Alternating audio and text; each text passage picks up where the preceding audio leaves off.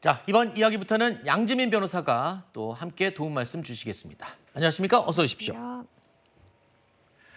요즘 날씨 더워도 정말 너무 덥습니다. 그런데 요즘 같은 폭염에도 마스크를 쓴 사람들 주변에서 적지 않게 볼 수 있죠. 이번 이야기부터는요.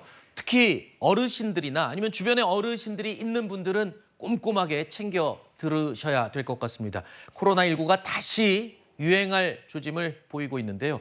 아니요, 어쩌면 사실 유행하기 시작했습니다. 제 주변에도 지금 확진자들이 꽤 많이 보이는데 아직도 절정이 아니고 이달에 이제 절정이 시작이 된다고요? 그렇습니다. 일단은 질병관리청이 보기로는 이달 말 정도에 아마도 정점을 찍을 가능성이 있다라고 보고 있는데요.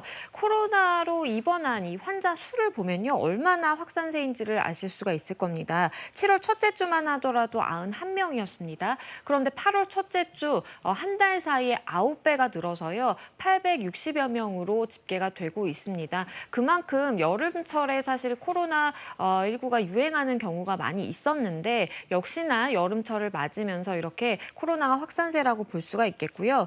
그렇다 보니까 일부 대학병원에서는 마스크 착용을 다시 의무화한다라든지 그리고 이제 일부 이 증상을 보이는 환자들의 경우에는 격리까지 실시를 하고 있는 그런 상황입니다. 일단 정부에서는 일시적인 현상이라고 이야기를 하기는 하는데요. 진단 키트라든지 이런 것들도 다 품귀 현상을 빚고 있는 상황이어서 지금 네. 상황이 굉장히 좀 심각해 보이는 상황입니다. 네. 이렇게 이 코로나 바이러스가 다시 유행을 하게 되면 당연히 치료제가 중요해지겠죠. 물론 젊은 사람들인 경우에는 그냥 감기약을 처방받아서 먹어도 충분히 치료가 가능하다고는 합니다. 하지만 고령의 환자이거나 아니면 고위험군에 있는 분들의 경우에는 그냥 감기약보다는 특정 약제를 처방받아서 먹는 게 좋다고 하는데요. 문제는요.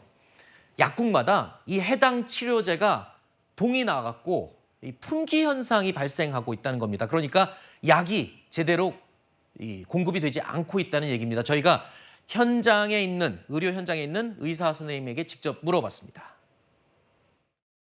고위험군 환자분들은 이제 코로나 약이라고 팍스로비드 또는 라게브리오 같은 약이 있는데 그 약 수급이 원활하지 않아서 일부 거점 약국에서만 취급하는 특수약이기 때문에 약이 없어서 다시 환자분이 되돌아오는 경우가 종종 발생하고 있습니다. 예전보다 코로나가 많이 약해졌다고 환자분들은 인식하고 있지만 그래도 고위험군들은 여전히 코로나에 대해서 취약한 게 사실이고 약을 제때 수급받지 못하고 복용하지 못하면 위험한 상황이 생길 수도 있습니다.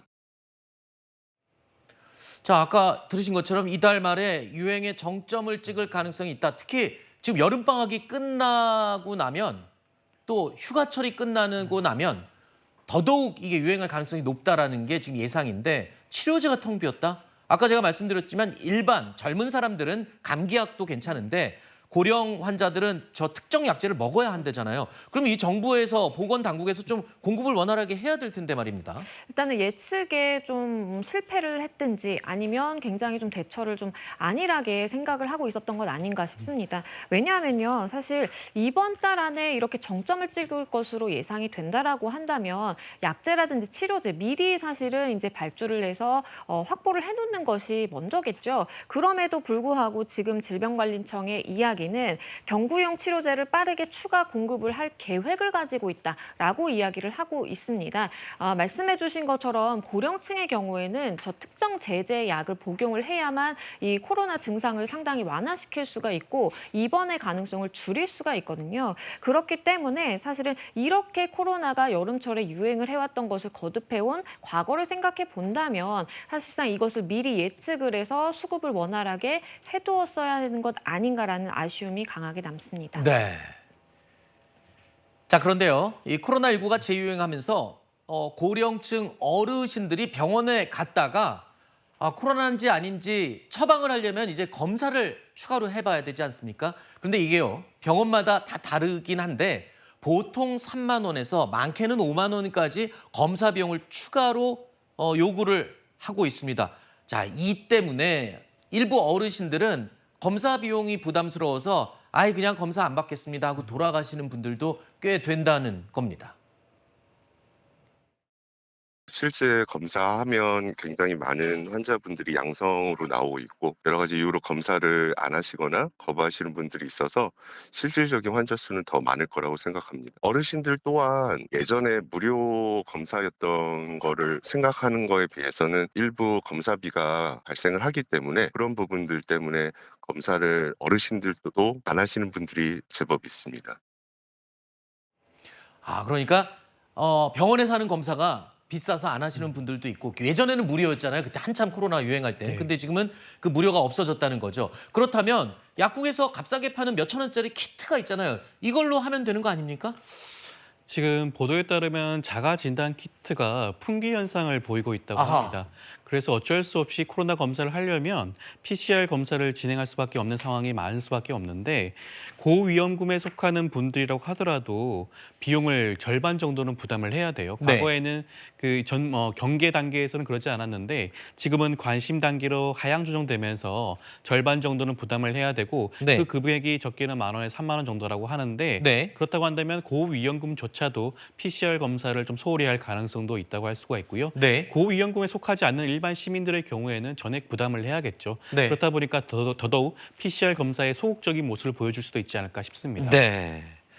자, 일단 고위험군 또는 어르신들이 드셔야 할 약이 지금 부족한 상황이고 이 보건당국에서는 지금 더 추가 구매를 한다고는 하는데 아직까지 의료 현장에서는 그게 느껴지지 않는 것 같습니다. 빨리 구매해서 이 공급이 돼야 될 것 같고요. 진단 키트가 또 이 품절이나 품귀 현상을 겪고 있어서 또 이 비싼 돈을 주고 병원에서만 검사를 해야 되는 이 부분도 빨리 해결이 돼야 될 것 같습니다. 그런데 하나 제가 궁금한 게 있습니다. 과거에 코로나가 대유행할 때는 감염이 됐을 경우에 회사나 학교에 확인서를 받고 가지 않는 것이 원칙이었잖아요. 그렇죠. 근데 지금 바뀌었잖아요. 그러면은 지금 만약에 내가 코로나에 걸렸다 그러면 회사에 가야 되는지 학교에 가야 되는지 뭐 기준이 지금 어떻게 되는 겁니까?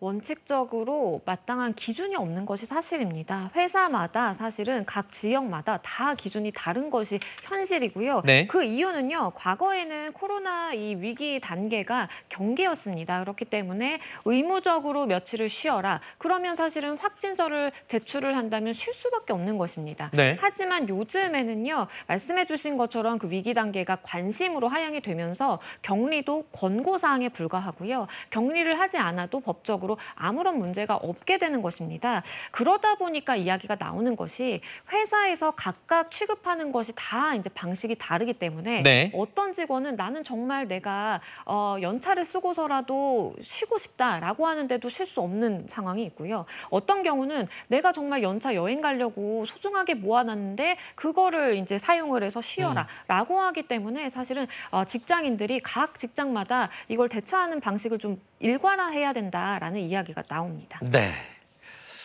우선 걸리지 않는 게 우선이겠죠. 우리가 코로나가 한참 유행할 때 어떻게 개인 위생을 해야 하는지 잘 알고 기억하실 겁니다. 이대로 좀 준수를 해서 걸리지 않도록 일단 하는 게 최우선이겠죠.